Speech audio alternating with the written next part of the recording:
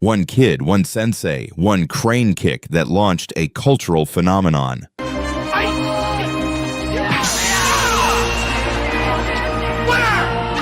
The Karate Kid wasn't just an underdog sports movie, it was a seismic shift in pop culture.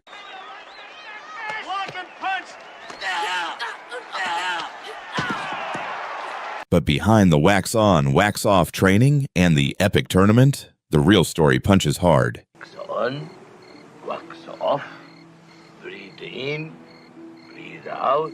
Here are 20 shocking facts you probably didn't know about the Karate Kid. 1. Ralph Macchio still owns the original Karate Kid headband. The white headband with the blue rising sun pattern is one of the most iconic pieces of the Karate Kid, and it's not sitting in a prop warehouse. Ralph Macchio, who played Daniel Laruso, kept the original Tenugui headband used during filming as a personal keepsake, unlike many movie props that get lost, sold, or stored away. You promise learn. I say you do. No question. Machio held on to this one because it symbolized Daniel's journey and the mentorship between him and Mr. Miyagi. Over the years, he's brought it out for interviews and even showed it off during an appearance on Oprah, confirming it's the real deal. Fans were thrilled to see such a legendary item still intact decades later. Machio admitted it's worn and carries the marks of the intense training scenes, sweat, sun, and memories from 1984. For him, it's not just a prop. It's a reminder of the movie that changed his life and became a global phenomenon. Number 2. Joe Esposito's You're the Best was never meant for this movie. The high-energy anthem, You're the Best, is forever tied to Daniel's rise at the All-Valley Karate Tournament, but it wasn't originally written for the Karate Kid at all. The song was first pitched for Rocky III, but Sylvester Stallone opted to use Eye of the Tiger instead. It was then offered to Flashdance, only to be rejected again. Finally, director John G. Avildsen, who also directed Rocky, decided to give it a home in The Karate Kid. The lyrics, which celebrate overcoming obstacles and rising to the top, fit Daniel's underdog journey perfectly. Despite being the third choice, it became an unforgettable part of the movie. Fans can't even picture the tournament scenes without hearing You're the Best Around blasting in the background, proving that sometimes the most iconic moments in film happen completely by accident. Number 3. The crane kick was created just for the movie. The crane kick is one of the most recognizable moves in cinematic history. But here's the shocking truth. It's not a traditional karate technique. Choreographers based it loosely on the Mae Toby-Gary,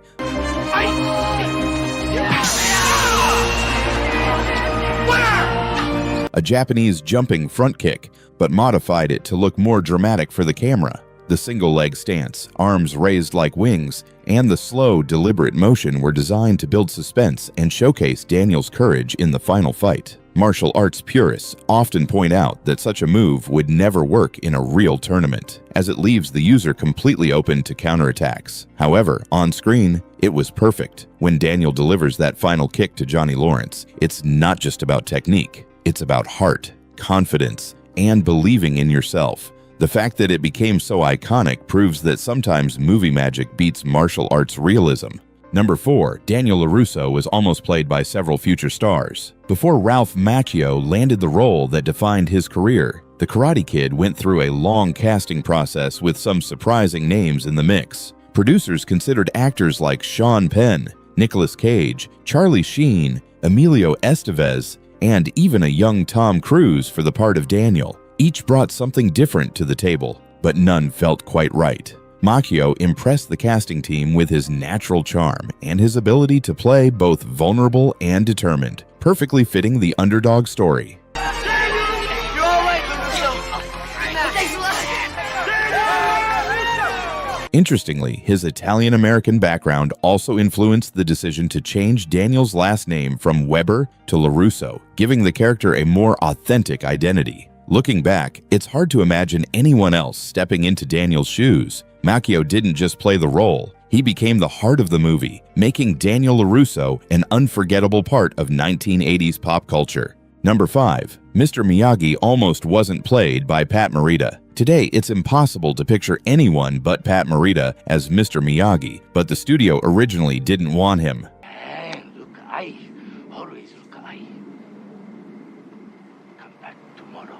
Producers first pursued legendary Japanese actor Toshiro Mifune, famous for Seven Samurai, but he spoke very little English and turned down the role. When Pat Marita auditioned, the studio doubted he could pull off the serious mentor because he was best known as a comedian on Happy Days. Determined to prove them wrong, Morita returned to his auditions wearing a beard, speaking with the now famous Miyagi accent, and channeling the quiet wisdom of his own relatives. It worked. He won the role, transforming himself completely. His heartfelt performance earned him an Academy Award nomination and made Mr. Miyagi one of the most beloved mentors in film history. Without Morita's persistence, the character might have been entirely different, and the Karate Kid wouldn't have had the same emotional impact. Number 6. Ralph Macchio had almost no martial arts experience. Unlike the Cobra Kai actors who came from athletic backgrounds, Ralph Macchio had barely touched martial arts before filming The Karate Kid. He admitted that as a kid he only took a few jiu-jitsu lessons and never stuck with them. When he was cast as Daniel Laruso, the production brought in fight choreographer Pat Johnson to train him from scratch. For 3 months, Machio practiced basic stances, kicks, and blocks daily to look believable on screen. The training wasn't about turning him into a real fighter. It was about teaching him enough technique to move naturally and sell the story.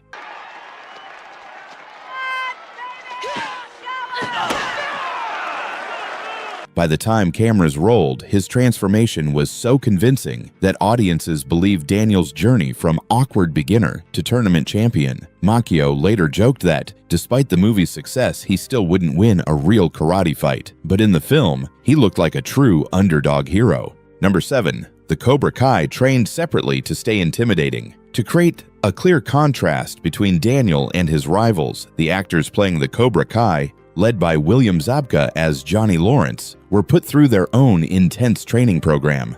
While Ralph Macchio worked closely with Pat Marita and choreographer Pat Johnson on Daniel's disciplined, defense-focused techniques, the Cobra Kai actors were trained to fight with a more aggressive and forceful style. This separation wasn't just physical, it helped build the on-screen rivalry. The actors rarely rehearsed together, so when they faced off in the tournament scenes, the tension felt authentic. Even during downtime, Zabka and his crew stayed in character, keeping a tough attitude around Machio to fuel the competitive energy. The result was a believable clash of fighting philosophies, Miyagi's calm precision versus Cobra Kai's ruthless strike first, strike hard mentality. That divide helped make the final showdown unforgettable. Number 8. The movie was a low-budget gamble that paid off big. When The Karate Kid went into production, Columbia Pictures didn't expect it to be a blockbuster. With a modest budget of around $8 million, the film was considered a small project compared to other action-heavy movies of the era.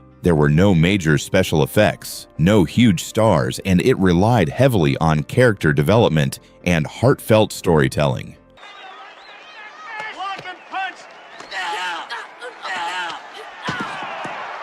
But when it hit theaters in 1984, audiences connected instantly with Daniel's underdog journey and Mr. Miyagi's wisdom. Word of mouth spread fast, and the film ended up grossing over $130 million worldwide, more than 15 times its budget. It became one of the biggest sleeper hits of the decade, proving that heart and good storytelling could beat flashy budgets any day. The unexpected success didn't just launch sequels, it turned The Karate Kid into a cultural phenomenon that still inspires new generations. Number 9. The title The Karate Kid came from a comic book. Long before the movie was made, The Karate Kid was actually the name of a DC Comics superhero introduced in 1966. This character, Val Armour, was part of the Legion of Superheroes and had nothing to do with Daniel LaRusso's story. When Columbia Pictures decided on the title for their film, they had to secure special permission from DC Comics to use it. The studio loved the name because it was catchy, simple, and perfectly described the underdog tale they were telling. Even though the two characters share only the name, the agreement allowed the film to move forward without legal issues. Interestingly, the comic book version faded into obscurity, while the movie's title became iconic worldwide. Thanks to that deal, The Karate Kid became a household name,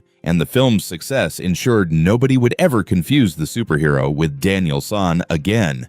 Number 10. Mr. Miyagi's chores were real karate training in disguise. The famous wax on, wax off scenes might look like simple housework, but they were carefully designed to show how karate techniques can be built through muscle memory. Director John G. Avildsen and fight choreographer Pat Johnson wanted Daniel's training to feel unique and believable, so they replaced traditional drills with everyday tasks. Painting the fence, sanding the floor, and waxing cars weren't just random chores. They trained Daniel's arms in the exact blocking motions he would later use in combat. Wax on, wax off, breathe in, breathe out. This clever approach also deepened the bond between Daniel and Miyagi, showing how lessons in discipline, patience, and focus were hidden in seemingly boring tasks. By the time Daniel faced his opponents, those repetitive movements had become instinctive. This training method became so iconic that martial arts instructors still reference it today, proving the film's influence stretched far beyond the screen. Number 11, Ralph Macchio was 22 while playing a teenager. Daniel Laruso is portrayed as a high school student in The Karate Kid, but Ralph Macchio was actually 22 years old during filming. His youthful appearance allowed him to convincingly play a 17-year-old, and most audiences never noticed the age gap.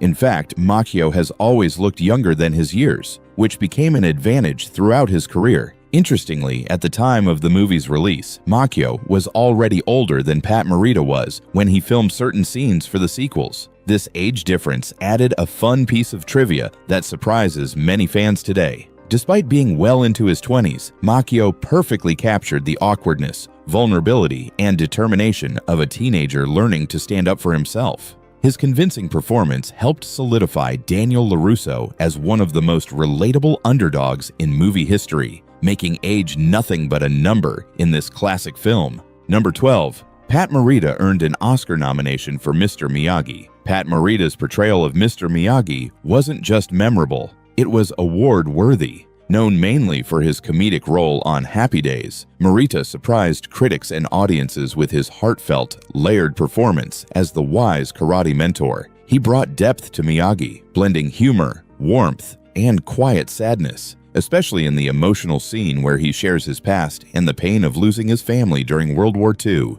This powerful performance earned Morita a nomination for Best Supporting Actor at the 57th Academy Awards, making him one of the few actors from a sports movie to receive such recognition. Although he didn't win, the nomination cemented his legacy and proved that The Karate Kid was more than just a teen movie. It was a story with heart. To this day, Mr. Miyagi remains one of the most beloved mentors in cinema, thanks to Morita's incredible work. Number 13. Mr. Miyagi's stunt double was a real martial arts legend. While Pat Marita delivered the emotional core of Mr. Miyagi, many of the complex karate moves were performed by his stunt double, Fumio Deura. Deura wasn't just any stuntman, he was a world-renowned martial artist, considered one of the greatest masters of karate and kabuto. Known for his expertise with traditional weapons, he had previously worked with Bruce Lee and even trained Chuck Norris. Deura stepped in for the more demanding action scenes, including the sequences where Miyagi takes down multiple attackers with effortless precision. His involvement gave the fight scenes an authentic edge, blending real martial arts skill with cinematic flair. Despite staying mostly behind the scenes, Deura's influence on the character was huge. He not only helped shape Miyagi's fighting style, but also elevated the realism of the movie, making the mentor's calm but deadly karate feel completely believable on screen. Number 14. The beach fight scene was filmed in freezing weather. The early scene where Daniel first confronts Johnny and the Cobra Kai gang on the beach looks like it was shot on a warm California evening.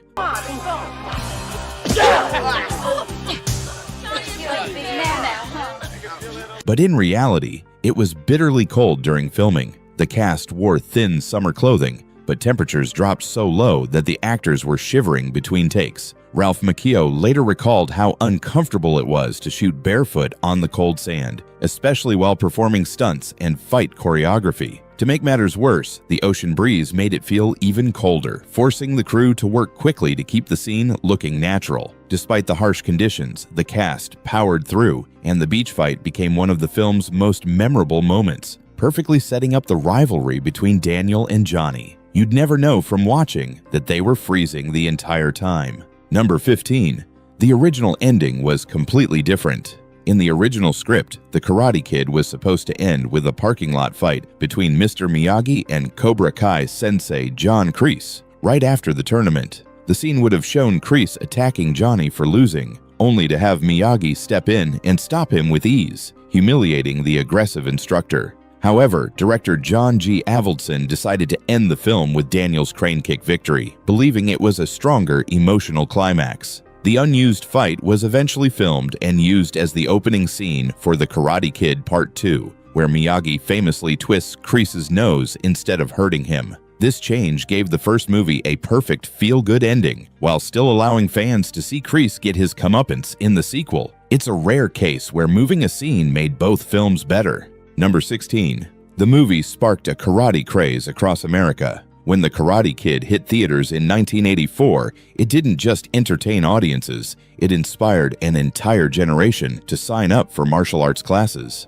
Dojos across the United States saw a massive surge in enrollment, with kids eager to learn karate, just like Daniel Laruso. Martial arts schools advertised using the movie's popularity, and instructors even incorporated phrases like wax on, wax off into lessons to connect with new students. The film made karate seem accessible, teaching that discipline and focus were just as important as physical skill. Unlike many action movies of the time, The Karate Kid portrayed martial arts as a philosophy, not just fighting, which resonated with parents as well. This boom lasted for years, with karate becoming one of the most popular extracurricular activities for kids in the late 1980s. Few films have had such a lasting, real-world impact outside the theater. Number 17. Pat Marita didn't do most of Miyagi's karate moves. While Pat Marita perfectly portrayed Mr. Miyagi's wisdom and humor, many fans don't realize that most of his intense fight scenes weren't performed by him. Morita, who suffered from health issues and had no real martial arts background, relied heavily on his stunt double, Fumio Deura,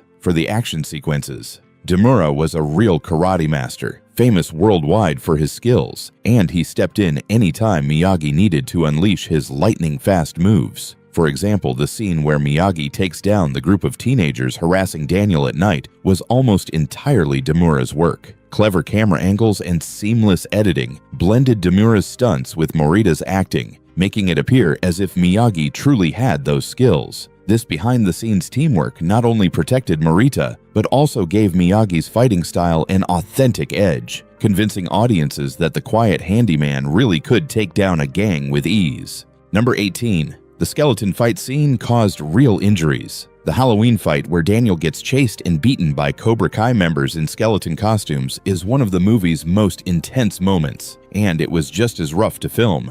During the shoot, Ralph Macchio insisted on doing many of his own stunts, which led to several bruises and minor injuries as he was thrown to the ground repeatedly. William Zabka also accidentally made real contact during one of the kicks, leaving Machio sore for days. Despite the pain, both actors powered through to keep the scene raw and believable. The result was a fight that felt dangerous, chaotic, and completely real, helping set the stage for Daniel's transformation and Miyagi's unforgettable rescue. Number 19. Daniel's last name was originally different. In early drafts of the script, Daniel wasn't Daniel Laruso, he was Daniel Weber. The change came after Ralph Macchio was cast, as the producers felt his Italian-American heritage fit the character better and gave him a more authentic identity. The new name stuck and became iconic, perfectly matching the underdog persona audiences fell in love with. It's hard to imagine the character being called anything else. Laruso simply sounds like the kid who would rise to victory. Number 20. Elizabeth Shue disappeared before filming was done. Here's one of the strangest behind-the-scenes facts. Ellie, Daniel's love interest played by Elizabeth Shue, suddenly vanished from the movie before filming wrapped. Why? She left the production early to return to Harvard and continue her studies, leaving the filmmakers scrambling. Because of this, Allie doesn't appear in the final tournament scenes at all, and her storyline feels abruptly cut short. Instead of filming a proper goodbye, the script was quickly adjusted, and she's simply missing from the climax. This odd disappearance confused fans for years and became one of the movie's most unusual production quirks. That's The Karate Kid, an underdog story packed with behind-the-scenes secrets, accidents, and surprises that made it a legend. If you enjoyed learning these facts, hit like, subscribe, and tell us in the comments. What's your favorite moment from this classic?